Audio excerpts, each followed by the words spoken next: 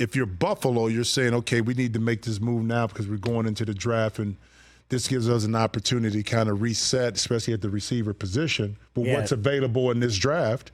Deep receiver draft. A lot of talent at receiver in this draft. And you have a quarterback with the best of yet to come in regards to his career, so you're still building around Josh Allen. Got to figure Josh Allen entering his prime now. That's right. You still got him. Mm-hmm. Dalton Kincaid. We got Shakir kind of coming on. But Buffalo's going to look a lot different. They lost a lot of players this offseason. Mm-hmm. They decided not to make a coaching change. Mm-hmm. That was kind of one of the things we were speculating as the playoffs were going on. Could they make a move if they lose? Jettison Sean McDermott. Nope. Sticking with the plan with him. Mm-hmm. So now we're interested where they're going to end up. I threw out a poll question earlier, guys, on Twitter. Who's the second best team in the AFC? Ooh. Second best. Obviously, Kansas City. The champs are the champs. Ravens, Texans, Bengals, Bills. Got to be the Ravens, right? They're leading at 38%. Say Ravens. Yeah. Uh-huh. TJ, think Ravens second best? Yeah, Lamar was MVP last year. MVP, they were close to. Well, some say they weren't close to winning that game against the Chiefs, but they were in it. They were in it.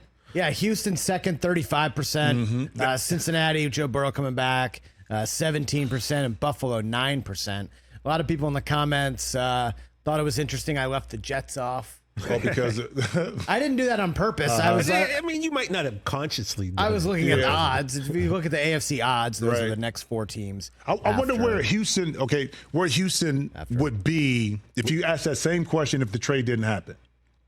Like at 7:55 instead of at 8:05? No, I'm saying, just to see how much Trayvon, how much he moves the needle. Steph, I wonder.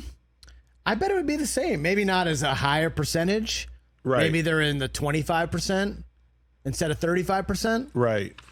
But recency bias, we saw, they won a playoff game, a game they were dogs in, right? A lot of people thought Cleveland was going to win that game. Mm-hmm. But if Stefon Diggs is that's what I'm saying. It's like. Or is Buffalo higher? Buffalo's higher what they still have. Steph Diggs. Exactly. Like how did we view Houston before this, and how I know we view them now, but did we see them as the team that could make that big leap? I think you know what I mean. Without this trade, and I would have said to you like I did in hour one, Chris. The South is this Houston's. I think this time yesterday would have been like, it's for sure. Even before the trade, you said even Houston, before the trade, okay? Because I feel like we like their trajectory. Mm-hmm. We liked what they did last year. Yep. Add Joe Mixon. Used their draft picks excellently last year to pick up Stroud and Will Anderson. Yep. So I think that we were still looking at them like, all right, this team is now taking the steps necessary to becoming like a contender. So now you have someone who you already think is going to be really good, and now you add this Diggs component to it. Yeah, I always look to my favorite town in the United States of America, Las Vegas, where every championship. Shut up, Mo Green. At 8 o'clock, they were 20-1 after the Diggs trade. They dropped to 15-1 to win the Super Bowl. So the bettors think that this makes them a much more likely champion. I mean, and you're not joking, because early Del Tufo went this morning, checked the odds. You looked at the odds, and I was 6 minutes later. They changed. It was changed. We could have threw some money down. I want to know. So are you surprised that Buffalo traded him within the AFC? Yes, no? Maybe a little bit. I think you're at it's different. I mean, I know it's the South, but I'm just saying. Away from you. Yeah. I mean, they do know that they played Houston this year. Yeah, right. They were going to see him again. I think at this point, with a player like him, you're just trying to get the most back. But what's your best offer? Okay, so here's the thing. This is what we were talking about. Generally, for a player, Stefon Diggs, of his caliber, you're thinking about exchange of actual bodies. Someone I would have liked to get a player back. Yeah, exactly. But you got draft picks. Yeah, you're giving up essentially 3 players, right. Diggs and 2 draft picks, and only getting a draft pick back next year, not even in 3 weeks. So what does that say in regards to what kind of move they really wanted to make? Yeah. You know what I mean? Because between the lines is that, hey, look, we just need to move on. Well, if we can get some kind of draft pick for next year, then okay. If we don't get the player we want, okay, but we need to move away from this situation. Is that what they're saying? Feels like it's just a move on situation. Let's just start over. Yeah. Let's reset our wide receiver group. Gabe Davis gone in free agency.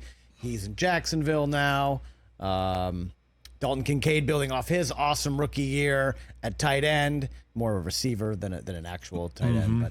But Buffalo's going to have a new look. I mean, they're at 28.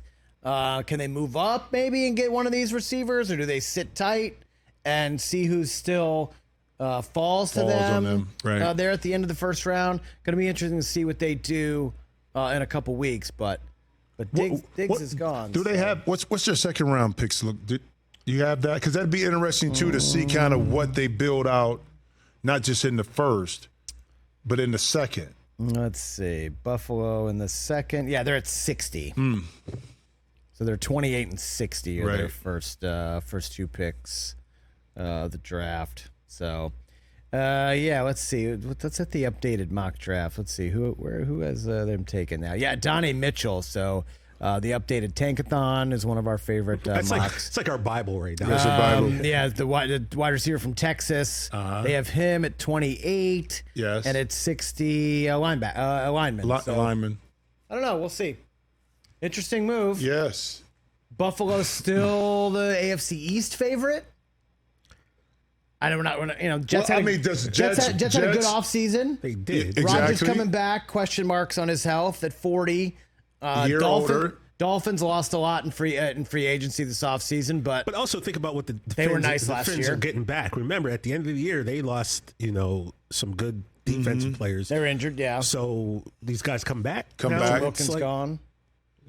Astronaut Chubb, if he's back. I mean, Pats aren't in the mix, but I'm saying those are kind of the three teams in the AFC East right now. I mean, the question is the Jets. Aaron not only being healthy, but being a year older, does a year off or, help in regards to what he's able to do this year? Well, at 40, you never know. Catch the Rich Eisen Show every single day on the Roku channel, 12 to 3 Eastern, for free.